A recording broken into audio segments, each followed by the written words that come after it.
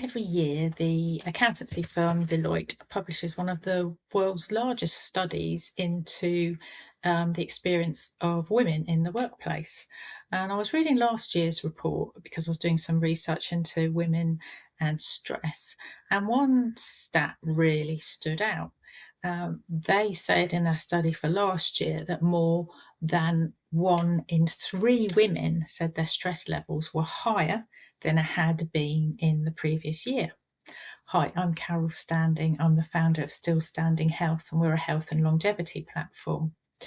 So I think the fact that 1 in 3 women feels more under pressure probably isn't a huge surprise.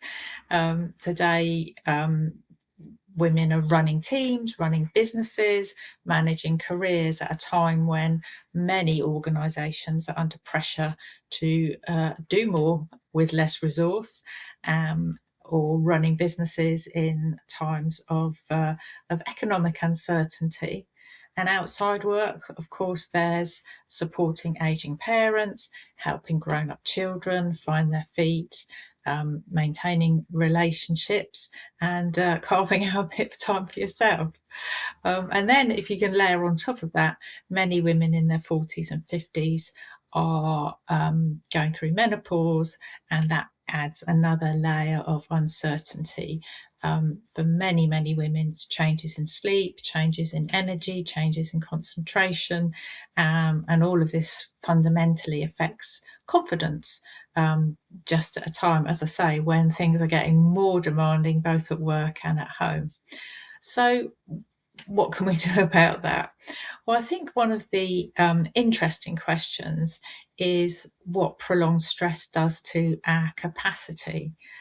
Because I think that if you are sleeping badly, constantly under pressure, you don't get that proper recovery time, it's hardly surprising that we see many women say, I used to be able to cope. I used to be able to do this.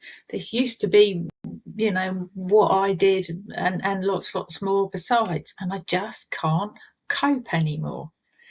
But the good news is that all of this has a solution.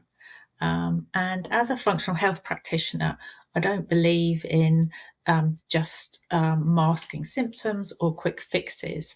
I think the sensible thing to do is to look for underlying causes, the underlying reasons of why people don't feel like themselves anymore, whether it is poor sleep, stress, poor nutrition, lack of movement, lack of recovery, hormonal change.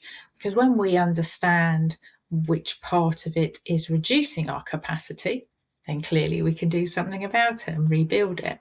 So a bit of a lengthy video today, but my question, I'm going to leave you with a question, and I'd love to know, if you want to, put your answer in the comments, but if not, just ponder on it yourself. Instead of thinking, how can I just push through and get through today? Consider what is draining your energy levels, your reserves, your capacity. Is it poor sleep? Is it that you never switch off?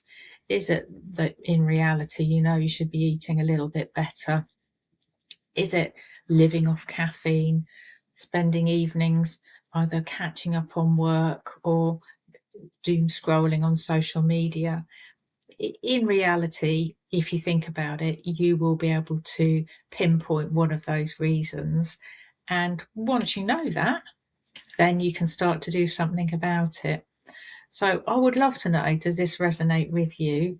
As I say, if you've ever found yourself thinking, I used to be able to cope, I used to be able to do this, then know that you are not alone. There are lots of people out there feeling like that. So consider my question. What is the one thing that perhaps you could start to take action on? And if you want to, let me know in the comments. I would really love to hear from you. And in the meantime, I wish you a really great day.